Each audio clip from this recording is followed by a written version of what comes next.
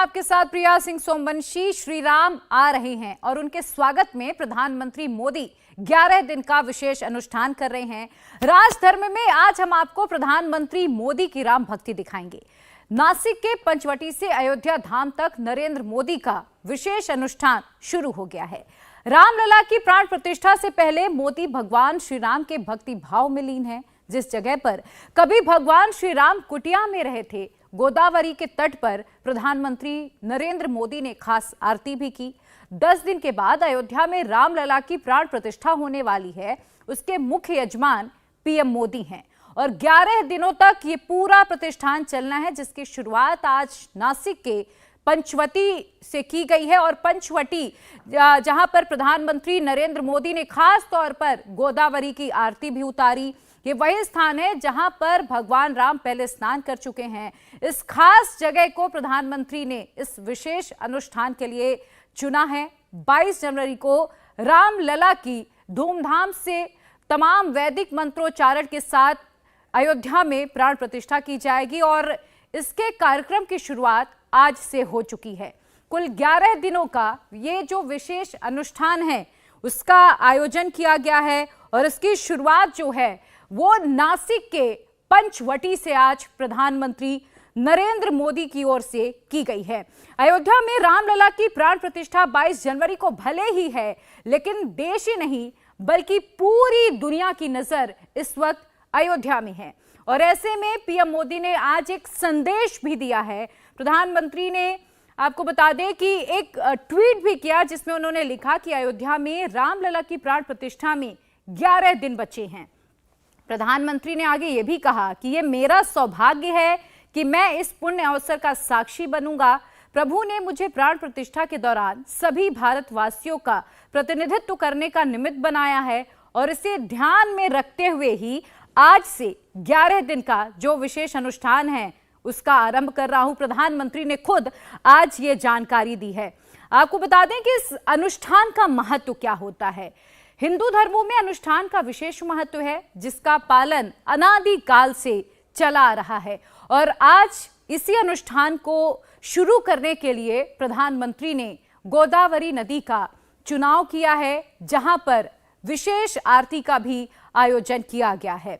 प्रधानमंत्री मोदी ही ये अनुष्ठान क्यों कर रहे हैं, इस वक्त ये सवाल हर किसी के मन में होगा। तो इसका कारण है प्रधानमंत्री नरेंद्र मोदी रामलला की प्राण प्रतिष्ठा के मुख्य यजमान हैं और इसीलिए इस पूजा पाठ का जो नियम है प्रधानमंत्री उसका पालन खुद करेंगे। और हमारे सहयोगी राजेश इस वक्त जुड़े हुए हैं, उनसे आगे बातचीत करेंगे और जानेंगे कि किस तरह से वहां पर आज ये जो पूरी प्राण प्रतिष्ठा की शुरुआत जो आज इस विशेष अनुष्ठान से की गई है। राजेश, आज क्या क्या वहां पर हुआ? देखिए, प्रधानमंत्री जब नासिक पहुंचे तो पहले लाखों की भीड़ सड़कों पर इंतजार कर रही थी उनका। तो पहले रोड शो किया उन्होंने, उसके बाद पंचवटी गए, वहां पर पूजा अर्चना की, उसके बाद पहुंचे कालाराम मंदिर, श्री कालाराम मंदिर पहुंचे। और ये मंदिर बड़ा खास है महाराष्ट्र के लोगों के लिए, देश के लोगों के लिए, राम भक्तों के लिए। ये जगह नासिक बड़ा खास है, ये मंदिर बड़ा खास है क्योंकि कहते हैं कि इसी जगह पर प्रभु श्री राम जो है वो वनवास के दौरान आकर रहे थे। यहीं पर रावण ने माता सीता का अपहरण किया था। तो प्रधानमंत्री जब यहां पहुंचे तो उन्होंने क्या क्या किया, सीधे हम जानेंगे। जो श्री महंत हैं इस मंदिर के, सुधीर दास जी महाराज, उनसे पूछेंगे। जब प्रधानमंत्री यहां पर पहुंचे तो सबसे पहले उन्होंने, जब मंदिर में वो पहुंचे तो उन्होंने क्या किया? सबसे पहले आते वक्त आदरणीय मोदी जी ने हनुमान जी महाराज के दर्शन किए। हनुमान जी महाराज को प्रणाम करके, जैसे दास के दर्शन सबसे पहले करने चाहिए, तो इस तरह से यही रास्ते से आदरणीय मोदी जी अंदर आए। हनुमान जी का दर्शन कहाँ पे किया? हनुमान जी महाराज का ये मंदिर सामने है जो दिख रहा है जी। ये बड़ा वैशिष्ट्यपूर्ण मंदिर है। ये मंदिर को 40 स्तंभ है और 40 स्तंभ में जैसे हम लोग हनुमान चालीसा बोला जाता है, उसी तरह से एक एक स्तंभ के पास खड़ा होके अगर हम हनुमान चालीसा बोलते तो हनुमान जी महाराज की कृपा होती है, ऐसी भावना है। तो आदरणीय मोदी जी सर्वप्रथम यहाँ पे आए, उन्होंने दर्शन किया, पूजन किया।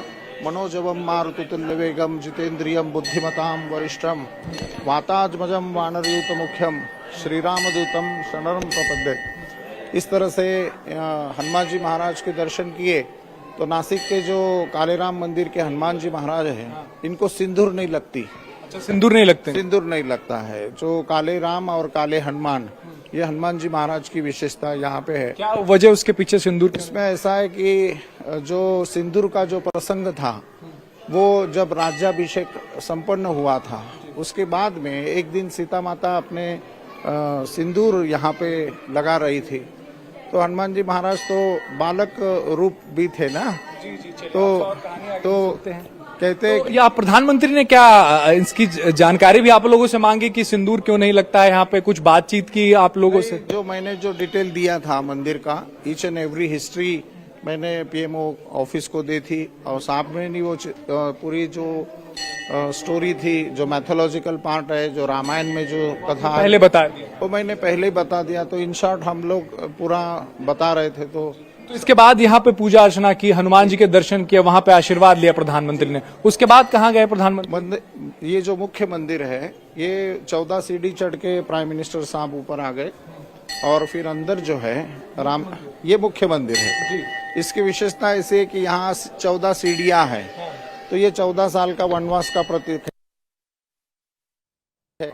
इन 14 सीढ़ियों के बारे में भी हमने खूब पढ़ा है, जरा बताएं हमारे दर्शकों को, और प्रधानमंत्री को तो पहले से जानकारी होगी। जी नहीं, जब ये जो 14 जो है, ये 14 साल का वनवास का प्रतीक है, और जो 14 भुवन माने गए, 14 गैलेक्सीज भी मानी गई है। तो इसी तरह से याज्ञवल्क स्मृति नाम की जो स्मृति है, तो पुराण न्याय मीमांसांच धर्मशास्त्रांग विश्रिताः विद्याः वेदास्तानानि चतुर्दशाः। वेद विद्या के 14 स्थान हैं।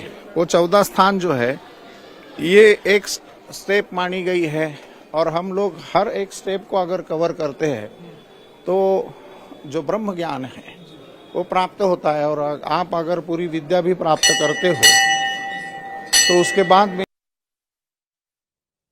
यहाँ से फिर प्रधानमंत्री मुख्य मंदिर में दाखिल हुए। जी, ये मुख्य मंदिर में यहाँ पे दाखिल हुए, और अंदर जो है ये स्थान के ऊपर, जैसे हम जा रहे हैं अभी, इसको उपगर्भगृह कहा जाता है। यहाँ पे इन्होंने प्रधानमंत्री आने के बाद जो मुख्य पूजन, वो यहाँ पे पूजन हो गया, और जो संकल्प है, वो संकल्प में हमने जो उदाहरण दिया था, अब जो है 11 दिन का तो धारण करने वाले हैं। यहीं पे प्राण प्रतिष्ठा के लिए जो अनुष्ठान था उसकी शुरुआत हुई, यहाँ से शुरुआत हो गई। उन्होंने आज संकल्प लिया, और जो भी जो मांगे थी उनके मन में थी, और हमने जो संकल्प किया है उसमें प्रधानता ये थी कि स्पेसिफिकली मेरी बड़ी इच्छा थी कि मैं वो संकल्प बोलूं उनको, वो तीसरी बार प्राइम मिनिस्टर बन जाए। आपने कहा उनसे? मैंने कहा, संकल्प में कहा, और तीसरी बार जब वो प्राइम मिनिस्टर बन जाए तो वापिस राम जी के दर्शन में आए। तो उन्होंने बिल्कुल विनम्रता से कहा, महाराज जी मैं प्राइम मिनिस्टर अगले टाइम भी यहाँ जरूर दर्शन में आऊँगा, जरूर दर्शन में आऊँगा। तो मैंने तथास्तु करके उनको आशीर्वाद दिया यहाँ पे, चिंतित मनोरथ सिद्धिरस्तु। और इस तरह का एक बड़ा एनलाइटिंग फील था, बहुत लाइटनिंग फील था, बड़ा आनंद था। उनकी राम भक्ति देख के हम प्रसन्न हो गए। अनुष्ठान में क्या कुछ हुआ? अनुष्ठान की शुरुआत में क्या कुछ हुआ? क्या मंत्रोच्चारण हुआ? जो मंत्र होते वास्तव में तो जो वेद के मंत्र होते, जैसे बजरंग करने भी शृणुयाम देवा, ये शांति पाठ यहाँ पे बोला गया। मेरे भाई थे यहाँ पे, नरेश जी मेरे भाई थे, और मंगेश जी मेरे भाई थे। हम तीनों ने यहाँ पे मंगल का आचरण किया, मंगल पाठ किया, और व्रत जप नियम तपाहा स्वाध्याय क्रतु दया दमदान विशिष्टानाम सर्वेशाम ब्राह्मणानाम मनः समाधियताम समाहित मनसस्माः, ऐसे व्रत की व्याख्या आई है। तो ये यजमान और आचार्य जी का संबंध होता है। तो ये यजमान क्या व्रत करता है वो आचार्यों ने डिस्क्लोज नहीं करना चाहिए। तो आई हैव सम लिमिटेशन। चलिए वो तो नहीं पूछेंगे आपसे। हम ये जानना चाहेंगे कितने देर तक प्रधानमंत्री यहाँ पे रहे, पूजा अर्चना किया, अनुष्ठान? पूरा जो मंदिर का समय था वो 23 मिनट का। सिर्फ यहाँ की बात करें तो? जी, यहाँ पे 13 मिनट थे। राम जी के सामने 10 मिनट बाहर थे। और जो वारकरी संप्रदाय महाराष्ट्र में बहुत बड़ा संप्रदाय है, वो संप्रदाय का नाम संकीर्तन था। वो संकीर्तन हो जाने के बाद में इन्होंने यहाँ पारिजात का वृक्ष है, महाराष्ट्र के बहुत बड़े संत हो। मैं जानना चाहूंगा जो कालाराम की यहाँ पे प्रतिमा है, इसकी क्या खासियत है बताएं, फिर हमें बाहर लेके चलें कि प्रधानमंत्री ने उसके बाद क्या किया। जी, सकृदेव प्रपन्नास्मि तमास्मि यचयायते अभयम सर्वभूतेषु दधाम्येते व्रतम मम। नासिक के कालाराम जी की जो विशेषता है, भगवान का दाहिना हाथ छाती पे है और बायां पैर की तरफ है। जो यहाँ पंचवटी में मेरे चरण के पास शरण आएगा उसकी रक्षा मैं करूँगा, ऐसा अभय इन्होंने सभी भूत प्राणी मात्रों को दिया। और कहते हैं कि खर दूषण और त्रिशीर के साथ में 14,000 राक्षसों का वध किया था। उस समय राम जी बड़े भयंकर उग्र रूप में दिखाए थे। वास्तव में जहाँ भी राम जी का वर्णन आता है, रामः सुंदरम शांत रामम, राम जी बड़े शांत और प्रसन्न, बड़े मृदुभाषी थे। लेकिन यहाँ जो है उन्होंने बड़ा क्रोध धारण किया। और रामः काल रूपेण भासयति, राम जी मानो काल रूप, जैसे शिव जी महाकाल रूप में है, ऐसे राम जी ने भी वो लीला यहाँ पे रची।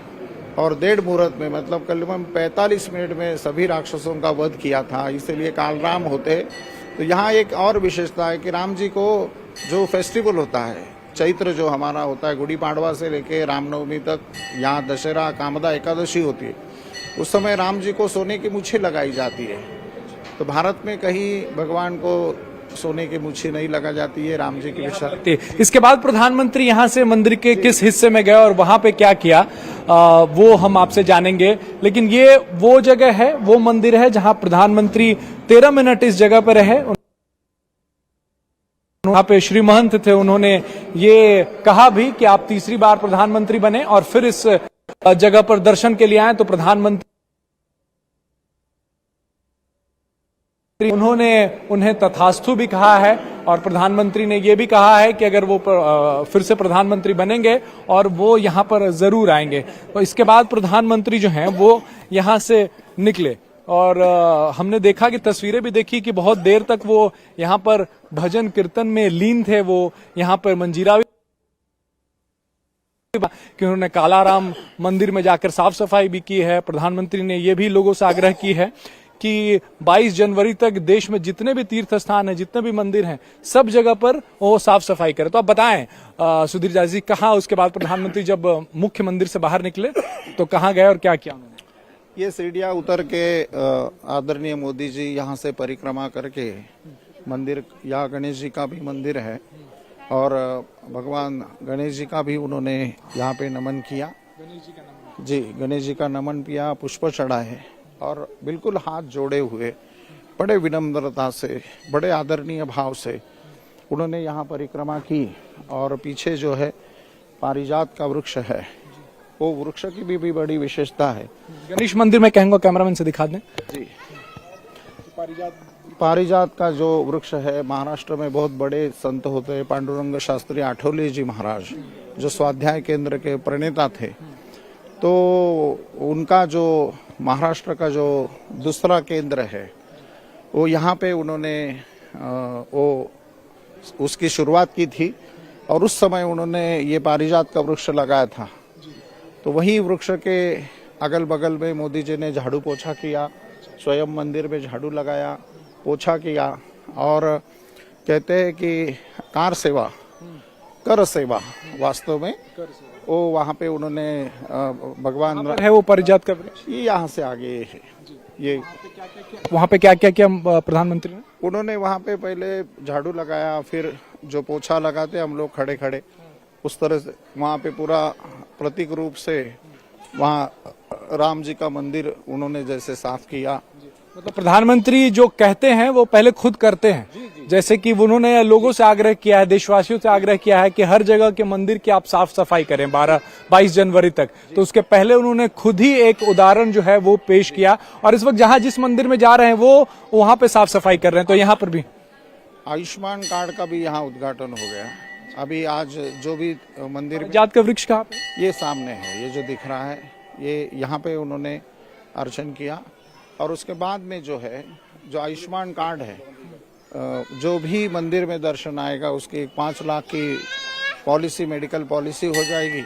इस मंदिर में जो भी दर्शन के लिए आए। जी, जो भी दर्शन में आएगा, आयुष्मान कार्ड का पूरे भारतवर्ष का उद्घाटन यहाँ से हो गया, तो जो भी दर्शनार्थी है वो as per medical policy, secured policy and the PMO का जो प्रोजेक्ट है उसका लॉन्चिंग यहाँ से हो गया। जी बिल्कुल। तो आपने वहां के खुद मुख्य महंत से सुना कि किस तरह से कालाराम मंदिर की विशेषता है, वहां क्यों प्रधानमंत्री नरेंद्र मोदी पहुंचे और पंचवटी का ही चुनाव क्यों किया, इसकी एक एक जानकारी हमने आप तक पहुंचाई।